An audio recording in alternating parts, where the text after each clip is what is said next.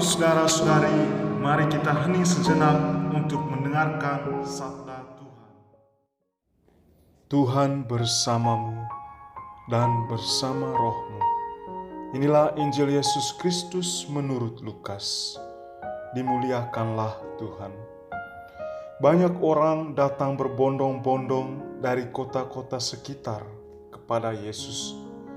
Maka Yesus berkata dalam suatu perumpamaan, adalah seorang penabur keluar menaburkan benih. Waktu ia menabur, sebagian benih itu jatuh di pinggir jalan, lalu diinjak-injak orang dan dimakan burung-burung di udara sampai habis. Sebagian jatuh di tanah yang berbatu-batu dan tumbuh sebentar, lalu layu karena tidak mendapat air. Sebagian lagi jatuh di tengah semak duri, sehingga terhimpit sampai mati oleh semak-semak yang tumbuh bersama-sama. Dan sebagian jatuh di tanah yang baik, lalu tumbuh dan berbuah 100 kali lipat. Sesudah itu Yesus berseru, barang siapa mempunyai telinga untuk mendengar, hendaklah mendengar. Para murid menanyakan kepada Yesus maksud perumpamaan itu.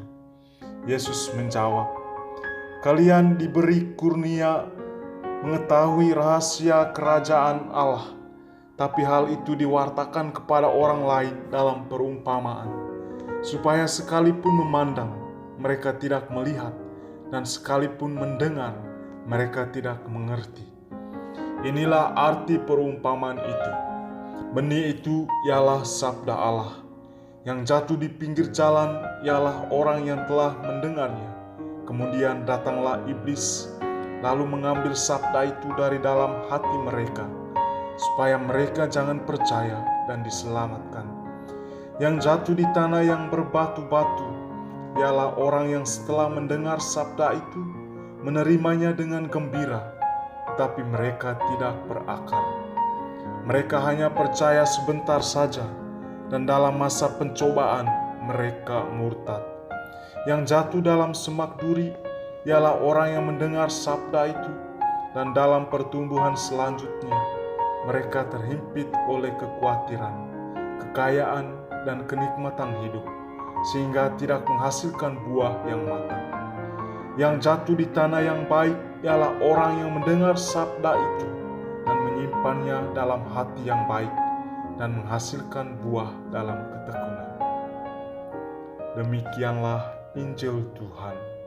Terpujilah Kristus.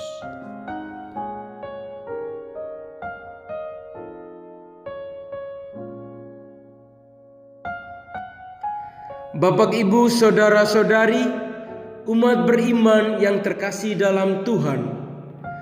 Dalam perjalanan misi Yesus memberitakan rencana keselamatan manusia, ternyata juga menimbulkan dua respon yang berbeda. Ada yang menerima dan ada yang menolak.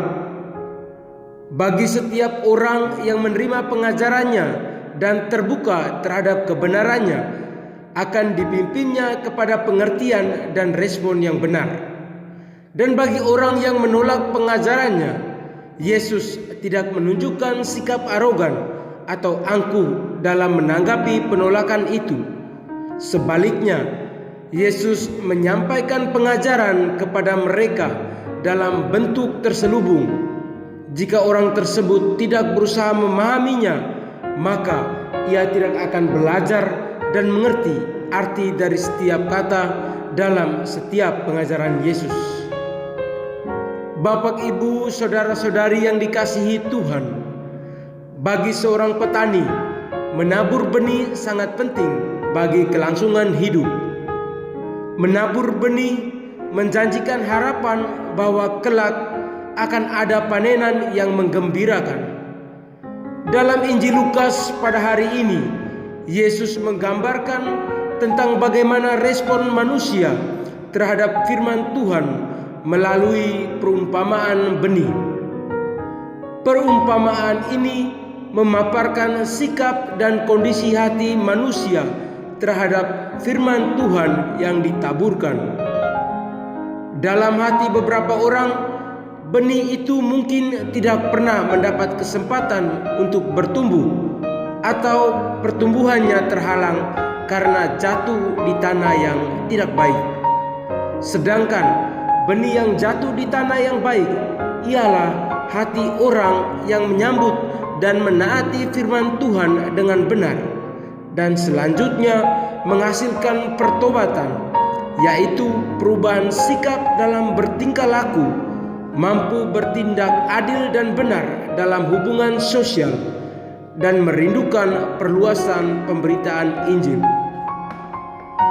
Bapak, Ibu, saudara-saudari umat beriman yang dikasihi Tuhan, perumpamaan yang Yesus sampaikan ini memperingatkan bahwa setiap benih firman yang ditabur memang memiliki potensi untuk bertumbuh. Tetapi hati setiap orang, tempat di mana benih itu ditaburilah yang akan menentukan apakah benih firman itu dapat berbuah dan menghasilkan panenan atau tidak. Sebab meskipun mendengar firman Tuhan yang sama, respon setiap orang yang mendengarkan belum tentu sama.